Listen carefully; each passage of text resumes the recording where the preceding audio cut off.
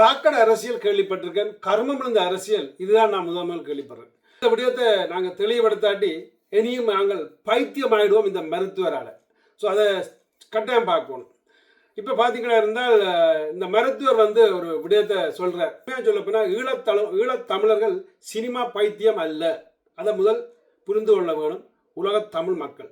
தமிழீழ வெற்றி கழகம் என்ற ஒரு விடயத்தை உருவாக்க போகின்றார் எங்கள் ஈழத்தில் தமிழர்களுக்கு மத்தியில். அது அப்படி ஒரு அரசியல் துறக்கப்பட்டால், அப்படி ஒரு அரசியல் அமைக்கப்பட்டால் அங்கே வெற்றி வாய்ப்பு அதிகம். முதல்ல ஒரு விடயத்தை நான் சொல்ல விரும்புகிறேன்.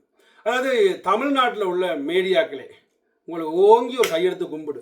தயவு செய்து முடிஞ்சால் நீங்கள் யாரை இன்டர்வியூ எடுக்கிறீங்கன்றதை கேளுங்க. அதாவது சில நேரத்தில் நீங்கள் அடுத்தது அருட்சித்தாத்தனோட இன்டர்வியூ எடுத்தாலும் எடுப்பீங்க. அருட்சித்தாத்தன் ஈழப்போரை கொச்சைப்படுத்தும் ஒரு நபர். அதை மட்டும் புரிந்து கொள்ளுங்கள். அருட்சித்தாத்திட்ட நீங்கள் போய் கேள்விகளை இவனோட ஈழத்தமிழன் சொல்லி கேள்விகளை கேட்டீங்களா இருந்தால் கொச்சைப்படுத்தும் ஒரு தமிழன் அருட்சித்தாத்தன். அதை நீங்கள் செய்தீங்களாக இருந்தால், அதாவது நீங்கள் எங்களுக்காக மினக்கட்டு போராடி இந்த பல விடயங்களை செய்தீங்கல்ல, பல பல பல பல விஷயங்களை எங்களுக்காக கத்தினீங்க. அதுக்கு கூட வேஸ்டாக போடும். தயவுசெய்து தமிழ் மீடியாக்களே, முதல் நீங்கள் யாரோட இலங்கையில் வந்து இப்போ அரசாங்கம் பலரை வாங்கி வச்சிருக்குது. அதுவும் சும்மா வாங்கியில்லை, பணம் கொடுத்து வாங்கி வச்சிருக்கு. இவர்கள் மைக்கில் கதைக்க இவர்கள் பேங்கில் காசு எறியப்பட்டு கொண்டிருக்குது. இங்கால மாவீர தினத்தை செய்யண்டு கொடுக்குறது அரசாங்கம், இங்கால மாவீர தினத்தை பற்றி தூத்தண்டு கொடுக்குறது அரிசித்தாத்துட்டு. அப்போ அரிசித்தாத்தன் மாவீர தினத்தை தூத்துவான், இங்கால அரசாங்கம் மாவீர தினத்தை செய்ய விடும். ஸோ அதுதான் நடந்து கொண்டிருக்கின்றதை தயவு செய்து புரிந்து கொள்ளுங்கள் தமிழ்நாட்டில் உள்ள மீடியாக்களை. ஸோ அதே மாதிரி தான் இவர் அர்ஜுனா வந்து ஒரு பைத்தியக்காரத்தனமாக சில விடயங்களை இதில் கருத்தில் வச்சார். ஸோ தயவுசெய்து என்னை மன்னிச்சு கொள்ளுங்கள், நான் இதில் அப்படி கலைக்கிறேன்னு. அது இந்த கருத்துக்களுக்கு வந்து நான் உண்மையாக எப்படி பார்க்குறேன்னா, இலங்கையில் வந்து விஜய்க்கு என்று ஒரு மரியாதை இருந்தாலும், ஆனால் விஜய் அங்கே பைத்தியமான ரசிகர் மாதிரி அங்கே இல்லை.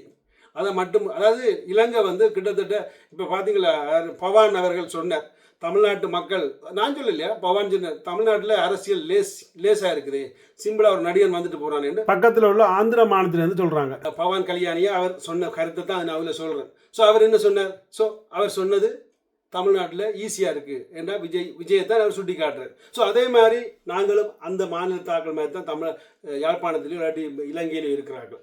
ஸோ எங்கண்ட இது அரசியலில் வந்து சினிமாவை கொண்டு கோக்க முடியாது. எங்கள்கிட்ட பிரச்சனையை கோத்தா மட்டும்தான் நாங்கள் முன்னுக்கு அங்கே செய்யலாம், அதாவது வெல்லலாம். அந்த பிரச்சனையை கோத்து தான் இவர் இந்த அர்ஜுனாண்டவர் வென்றவர். அவர் எங்கள்கிட்ட பிரச்சனையை ஹாஸ்பிட்டல்லேருந்து கோத்து தான் இவர் வென்றவர். அதாவது அதனால் இவருக்கு இந்த வாய்ப்பு கிடைச்சது. இனி அந்த வாய்ப்பு கிடையாதுன்றது பலருக்கு தெரியும். அதனால் தயவு செய்து தமிழ்நாட்டு மீடியாக்களே ஆரட்ட கேள்வி கேட்குறீங்கன்றது கேளுங்க. ஏன்னா கேள்வி நீங்கள் கேட்டால் எல்லாரும் சில பேர் பதிலை இலவாக சொல்லி போட்டு எங்களோட இனத்தை கேவலப்படுத்தி போட்டு போவார்கள். ஸோ கேள்வி கேட்கறதுக்கும் ஒரு தகுதி வேணும். ஆரட்ட கேட்குறன்றதை புரிந்து கொண்டு இந்த உங்களோட யூடியூப் வீடியோவோ அல்ல டிவியோ எதென்றாலும் என்ன கர்மம் என்றாலும் தயவுசெய்து கொஞ்சம் ஈழத்தமிழில் சிந்திச்சு பார்த்து கதைங்கள் என்றதை நான் சொல்ல வரேன். அடுத்தது, அதாவது இன்னொரு வசனத்தை சொன்னேன். எப்படி என்று பார்த்தோமா இருந்தால், அதாவது அதாவது முதலமைச்சர் விஜய் அவர்கள் ஏன் பப்ளிக்கில் வந்து பேசுகிறார் இல்லை, அதுக்கு இவர் ஒரு பெரிய ஒரு கருத்து சொன்னார். உண்மையை சொல்ல போனால் இது ஒரு இனியிலோட கீழ்த்தனமாக இருக்குது. முதலமைச்சர் விஜய் அவர்களே மன்னித்துக் கொள்ளுங்கள், நான் உங்களை கேவலப்படுத்துகிற எண்ணம் எனக்கு துண்டா இல்லை, ஆனால் எங்களை கேவலப்படுத்துகிறார் ஒரு ஆள் என்றதுக்காக தான் இந்த விடயத்தை நான் உங்களுக்கு சொல்கிறேன். அதாவது தலைவர் வந்து அரசியல்வாதி இல்லை, தலைவர் வந்து ஒரு போராளி. அது இவருக்கும் தெரியாது. இவர் வந்து நேற்று வெடித்த காளான். அதாவது தலைவர் வந்து ஒரு போராளி. தலைவர் வந்து அரசியல்வாதியில் கதைச்சி மைக்கில் பிடிச்சி கத்தி கொண்டிருக்கிறதுக்கு அவர் வருஷத்தில் ஒருக்கா கதைப்பர். அவர் தேவைப்பட்ட நல்ல டிவியில் ரேடியோக்களுக்கு போட்டி கொடுப்பார், அவ்வளோதான். ஸோ மற்றும்படி இது விஜய் வந்து அரசியல்வாதி. விஜய் வந்து அங்கே இன போராளியும் இல்லை, இல்லாட்டி இனத்துக்காக யுத்தம் செய்ய போகிற ஆளும் இல்லை. அவர் வந்து ஒரு அரசியல்வாதி. அதாவது அவர் வந்து சாக்கடையில் நீந்தி வெளியில் வர வேண்டிய ஆள். ஸோ அப்போ அதனால் அவர் மைக்க பிடிச்சி கத்தத்தான் வேணும், அவர் கதைக்கத்தான் வேணும். ஆனால் அவர் டெல்லியில் போய் கதைக்கலைன்றதை நீங்கள் எல்லாரும் இப்போ பார்த்துருப்பீங்க. அப்போ அவருக்கு மெயினான பிரச்சனை வந்து ஆங்கில பிரச்சனை. ஸோ அது ஓப்பனாக எல்லாருக்கும் தெரியும். அவருக்கு பெரிய அளவில் ஆங்கில நாலேஜ் இல்லை. அப்போ அதால் அங்கே டெல்லியில் கேட்க போகிற கேள்வியெல்லாம் கூடுதலான ஆங்கிலத்தில் கேட்பாங்க. அதால் அவர் அதை விளத்தி கொண்டார். அடுத்தது அவருக்கு என்ன ஒரு பிரச்சனை இருக்குது அப்படின்னா, அவருக்கு வந்து அடுக்கு மொழி திரையில மட்டும் கதைக்க தெரியும். ஆனால் கேட்குற கேள்விக்கு திடீர்னு பதில் சொல்ல முடியாது. அது அது அது வந்து எல்லாருக்கும் உடனே வராது. இப்போ அவர் அரசியலில் முதல் வந்தவர். அப்போ ஸ்டார்ட்ல அனுபவங்கள் காணாது. சில அடுத்த 5 வருஷத்துக்கு திருப்பி அவர் எல்லாருக்கும் சரியான பதில் கொடுக்கக்கூடிய வாய்ப்புகள் வரும். அதை விட அவர் இன்னொரு பிரச்சனை அவருக்கு என்ன இருக்குன்னா, அவர் கிள்ளி வாக்குகளை கொடுத்துட்டார், மக்களுக்கு கிள்ளி கொடுத்துட்டார். அதாவது கச்சதீவை மூப்பரண்டு நோ கொமான்ஸ், கச்சதீவை பற்றி காய்ச்சா நோ கொமான்ஸ். ஸோ அப்போ அப்படியான வாக்குகளை கிள்ளி கொடுத்து தேர்தலில் வென்றிருக்கிறார். அப்போ அப்படி வென்றவர் ஸோ அவரால் இந்த வாக்கு பற்றி தான் கேட்க போகிறாங்க. எப்போ நீங்கள் கச்சதீவை மூக்க போகிறீங்க, எப்போ நீங்கள் இதை தர போகிறீங்க, எப்போ நீங்கள் பணம் கொடுக்க போகிறீங்க, அப்படி இப்படி. அப்போ அதுகள் எல்லாத்தையும் கேட்டால் இவருக்கு பதில் சொல்ல முடியாது. ஆனால் அதுக்கு இவர் சொல்கிற கருத்து, யார் இந்த அர்ச்சுனாண்டவர் சொல்கிற கருத்து, தலைவரும் வருஷத்தில் ஒருக்கத்தான் பேசுகிறார். அதாவது தலைவரே நடிகர் முதலமைச்சர் விஜயம் உண்டாக்க முடியுமா? ஆரையா நீ, எங்கேயா நீ வந்திருக்கிற? நிச்சயமாக எங்களுக்கு மரியாதை கொடுக்கணும் முதலமைச்சர் விஜய்க்கு. ஏன்னா அந்த தமிழ்நாட்டு மக்கள் அனைவரும் தேர்ந்தெடுத்த ஒரு மனிதன்.